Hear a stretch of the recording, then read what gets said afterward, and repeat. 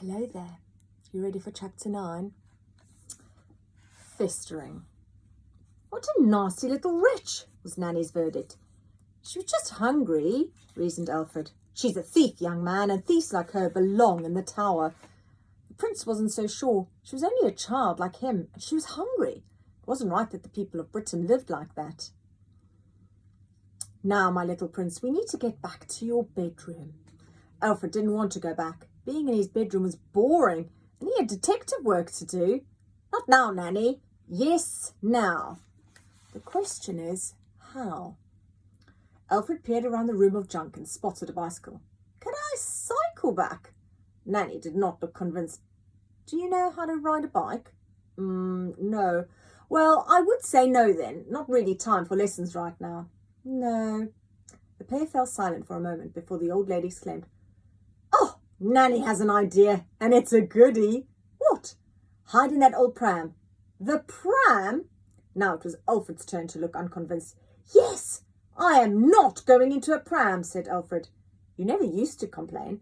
Well, that was when I was a baby. What use is the pram anyway?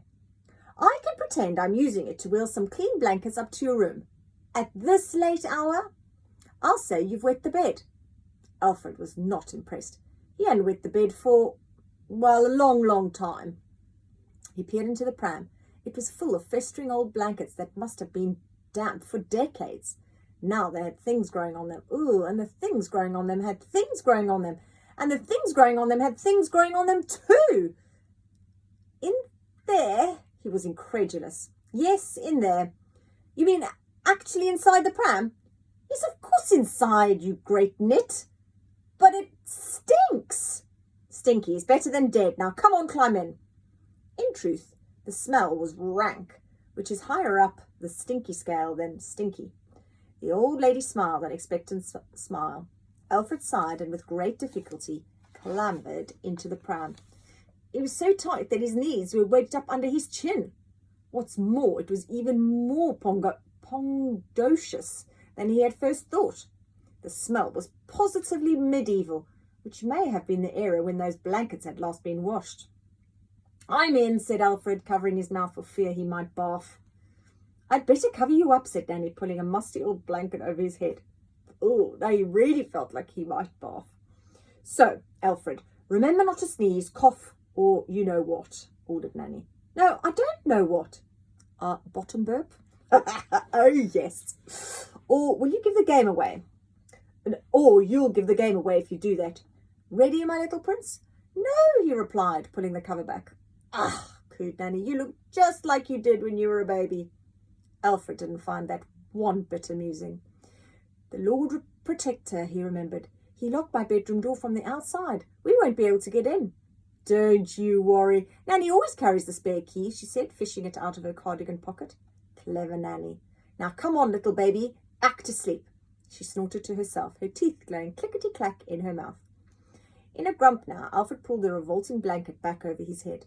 As soon as he had, the old lady wheeled the pram to the correct spot on the floor of the junk room.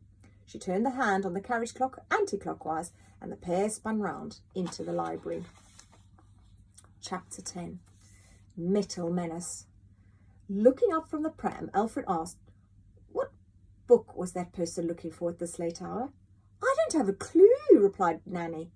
You were looking for a book here in the library too, Nanny. Was I? Yes. What was the name of it? Shh, shushed Nanny, or someone will hear us. With that, she wheeled the pram out of the library and down one of the palace's long sweeping corridors. The wonky wheel made it difficult to steer. Squeak, squeak, squeak. And Nanny kept on bashing the pram into the wall. Bonk! Ow! Complained the boy. Shh! Shushed Nanny again, louder this time. The shush was so loud it was hardly a shush at all. Squeak, squeak, squeak. And then she bashed the pram into the wall again. Bonk! Squeak, squeak, squeak. And again. Bonk! Alfred grimaced. At this rate, he'd be lucky to get back to his bedroom alive. Next he heard the sound of something trundling. Oh no, he thought, not the Octobot. That's the last thing he needed right now. Good morning, Archbishop, the robot announced. Will you be quiet, you blasted thing, hissed Nanny. I have warmed your socks so they're nice and toasty.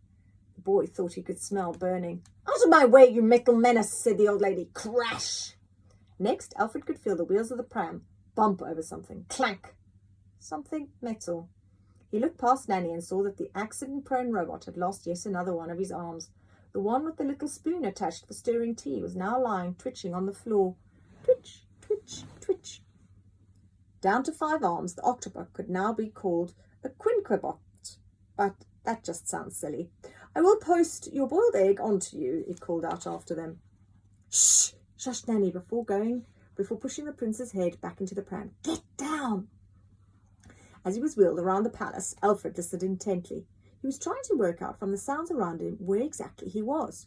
All of a sudden, he could feel the pram being heaved up the sweeping staircase that led all the way from the bottom of the palace to the top. Shunt, shunt, shunt, shunt. Nanny, there must be hundreds of stairs, he protested. Shh, she shushed. Someone mightn't hear you. We're never going to make it. I said shush. Shunt, shunt, shunt. Nanny, I'm scared you're going to let go. I will if you don't shut up. Shunt, shunt, shunt. Now they were halfway up the staircase. All of a sudden, Alfred heard a voice. Nanny, said the voice. And not just any voice. It was the Lord Protector's voice. See you tomorrow for chapter 11.